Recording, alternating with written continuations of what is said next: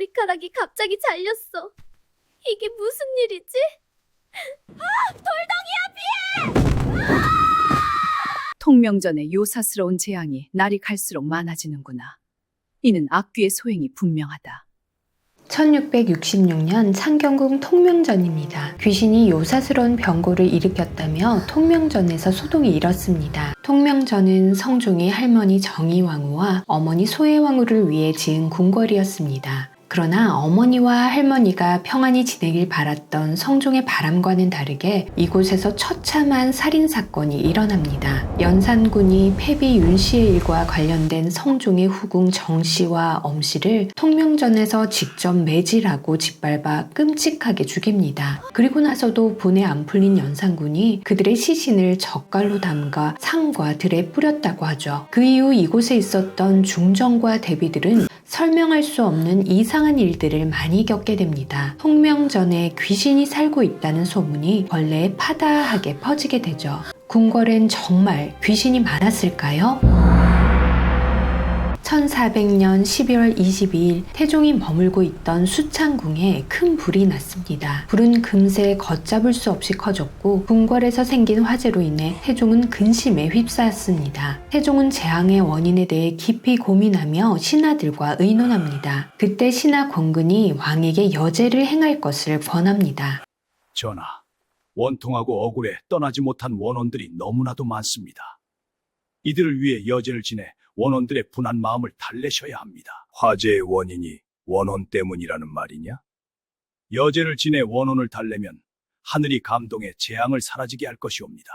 조선시대에는 궁궐에 두 종류의 귀신이 있다고 생각했습니다. 국가와 사직의 안녕을 지켜주는 귀신과 재앙을 일으키는 귀신이 있었습니다. 재앙을 일으키는 귀신은 원혼이라고 생각했습니다. 그래서 원혼을 가지고 죽은 사람들을 정리하고 이들을 달래는 여제를 지내도록 권한 것입니다. 억울하게 죽어 화를 입힐 만한 사유들을 정리해보니 궁궐 안에 원혼이 될 만한 사람이 너무 많았습니다. 이는 궁궐이 반드시 해결해야 할 문제였습니다. 태종 이전의 왕실은 종묘와 사직에게만 제사를 지냈습니다. 그러나 수창궁 화재라는 큰 재앙을 겪은 이후에 원혼을 달래기 위한 제사를 국가 제사로 마련합니다. 그러나 여제로도 재앙을 다스리기는 어려웠습니다. 태종은 부엉이를 매우 두려워했습니다. 부엉이는 원혼을 상징하는 흉조로 여겨지던 새였습니다. 태종은 부엉이가 찾아올 때마다 자신이 죽였던 형제들의 어머니였던 신덕왕후의 원혼이 찾아오는 것이라 생각했습니다. 그래서 부엉이가 찾아오면 왕실에 재앙이 생길 것이라 여겼습니다. 태종 6년 8월 경복궁에서 5차례나 넘게 부엉이가 울자 태종은 변고라고 생각해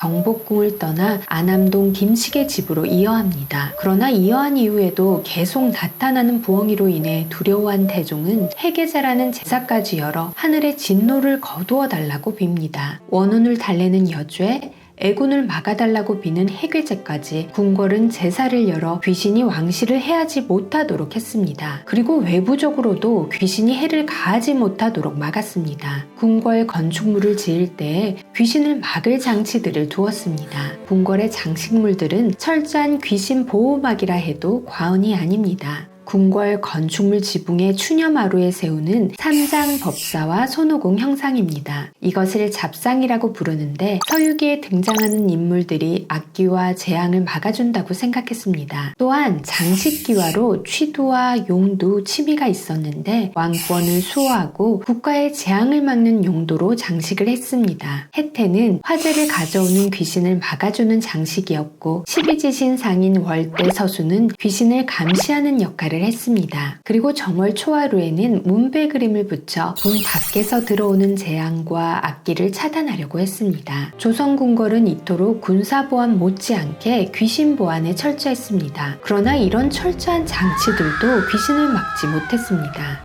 점쟁이가 올해 가을에 애군이 있어 경복궁에서 피하라고 하더구나. 그런데 창덕궁에 귀매가 있다고 하니 어떡하면 좋겠느냐. 전하, 창덕궁을 오래 비워두어 귀매가 생기고 말았사옵니다. 거처하시기 어렵사옵니다. 귀신은 왕의 거처를 옮기게 하는 주된 이유가 됐습니다. 여기다! 여기야! 1527년입니다.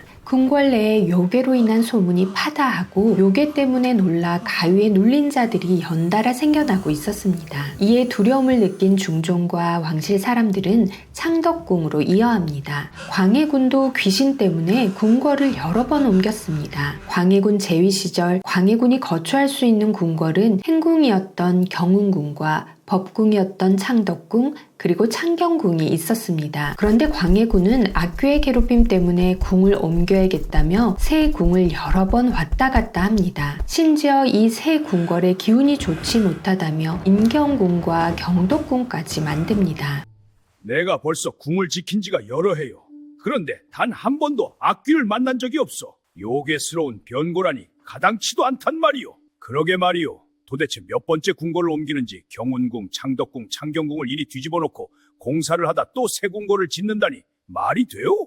광해군은 궁궐을 이어할 때마다 귀신의 술법을 행합니다. 여제를 드리고 귀신 보안이 철저한 장신물을 둔다 해도 광해군의 눈에 보이는 귀신을 어찌할 수는 없었습니다. 조선왕조실록 안에는 귀신이라는 단어가 2137개, 귀매는 298개, 원혼이라는 단어는 166개가 등장합니다. 그리고 궁궐안 사람들은 귀신의 존재를 믿었습니다. 실록 기록만 살펴본다면 궁궐에는 분명 귀신이 많았습니다. 부엉이가 울 때마다 두려워했던 태종, 요괴가 나타나서 궁을 옮겼던 중종, 악귀 때문에 두려워 떨며 여러 번 궁을 옮기고 새 궁궐을 지었던 광해군 은 모두 원혼을 두려워했습니다. 태종은 왕자의 난으로 형제를 죽였고 중종은 반정을 일으켜 많은 사람들이 목숨을 잃었으며 광해군 또한 왕위에 오르기 위해 형제를 죽였습니다. 왕이 무서워 벌벌 떨었던 원혼은 왕 곁에 두려움이라는 이름으로 남아 왕을 계속 괴롭혔습니다. 자신 곁에 원혼이 많을 거라 생각했던 왕들은 죽을 때까지도 그 두려움이라는 감옥에서 벗어나지 못했습니다. 어쩌면 궁궐은 정말 귀신이 많아서 두려웠던 것이 아니라 억울하게 죽임을 당한 사람들이 생겨나는 곳이라 두려운 곳이 아니었을까요? 조선별제였습니다.